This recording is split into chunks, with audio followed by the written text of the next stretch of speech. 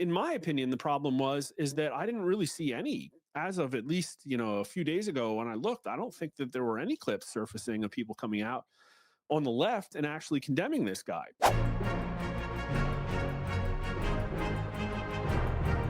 Let us talk about this upstanding young American citizen.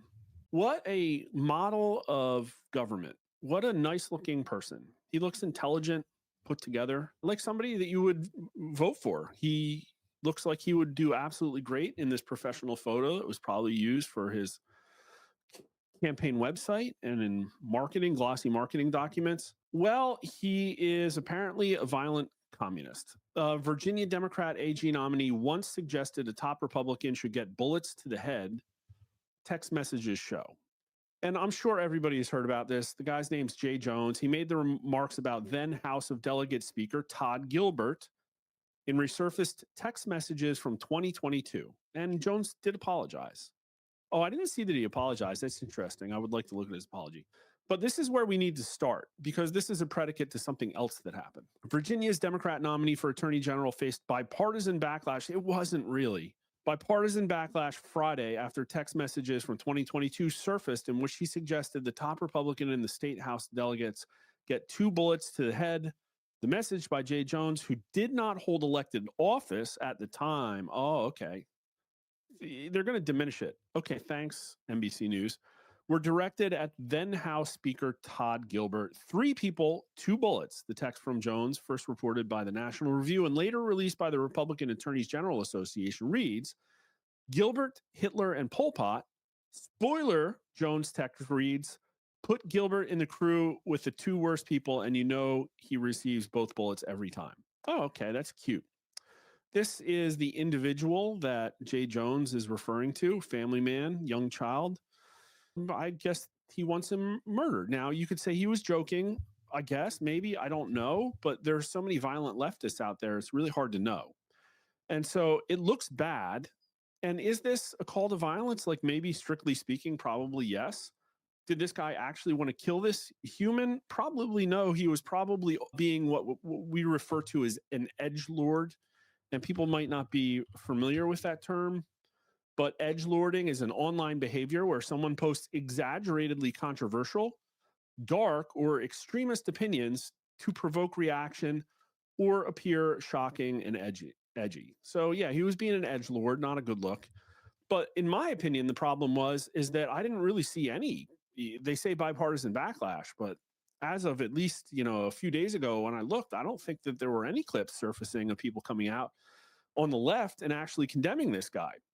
Pretty bad. In fact, I think there were people like dodging questions about it. Pretty wild. I want to issue my deepest apology to Speaker Gilbert and his family. Reading back those words made me sick to my stomach. I'm embarrassed, ashamed, and sorry. So good. It was a full-throated apology, he wrote in a statement obtained by NBC News. This was already, so the apology was already out by October 4th. Okay. Just got to make sure we're clear on the timeline. I've reached out to Speaker Gilbert to apologize directly to him, his wife Jennifer, and their children. I cannot take back what I said. I can only take full accountability, offer my sincerest apology. He didn't drop out, though. And he's polling only 4 or 5 points behind. And I'm pretty sure somebody had a poll where it did not affect Democrats' opinions in a large manner. We have a different poll that were put out. I'll tell you about it in a second. It's coming out next week. Jones was reportedly texting former Republican House Delegate Carrie Coiner about Gilbert. Coiner, at the time responded, Jay, and please stop. So, he could have said in the text, yeah, you're right. It was a little gross. So we're human. We all make mistakes. Again, my problem is that we're in an environment with a lot of political violence, and political violence is the number one problem that people have in America. 90% are concerned about the risk of political violence now. That's higher than inflation. And then we also have a lot of very troubling polling that says, yes, there are problems with people on the left and their morality around political violence. Because remember, Democrats were pretty roughly split even on whether you were allowed to burn down a Tesla dealer as a form of viable protest. 28% say that they wished the Butler assassin hadn't missed. Another 27% say that the murder by Luigi Mangione, the United Healthcare CEO, was understandable because of the high price of healthcare. And we had roughly 1 in 4 Americans as well that said that the Charlie Kirk assassination, while tragic, was understandable because he was speaking words of hate. And it was like 35% of Democrats. So that's a problem because of those 35% of Democrats, the people in power mostly represent those people. Pretty wild. So, I mean, you have stuff like this. Virginia Democrat Representative Don Beyer on AG nominee Jay Jones. It's no worse than what Donald Trump says almost every day and the things J.D. Vance has said. So J.D. Vance has apparently, according to this, called for the death of political opponents. Said in jest, maybe, I don't know. Neither Trump nor Vance has ever once fantasized about shooting their rival in the head and watching their children die. Well, yeah, apparently there was more. Apparently there were more to the texts. I don't know if NBC was like parsing this stuff there, but then you have this. And I don't even know if YouTube's going to allow me to like talk about this without getting demonetized. But if you haven't heard, this came out 2 days ago now. Yeah, 2 days ago, 48 hours, a little more than 48 hours. Reading from Politico, not my own words, Politico's words. I love Adolf. Leaked messages expose young Republicans' racist chat. Thousands of private messages reveal young GOP leaders joking about gas chambers, slavery, and rape. Interesting. Everyone that votes no is going to get the gift. I don't think I should. When do we start bullying, dude? Oh, no.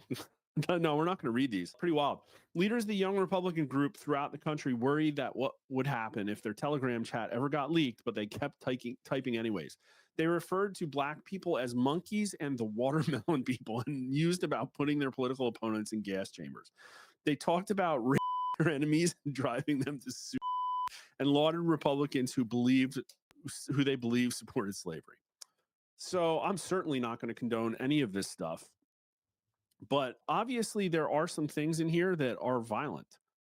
I will say that I don't think that they're specifically like calls to violence against any one individual, but it's not a good look, especially for leaders of an organization that, I mean, is supposed to be converting these people.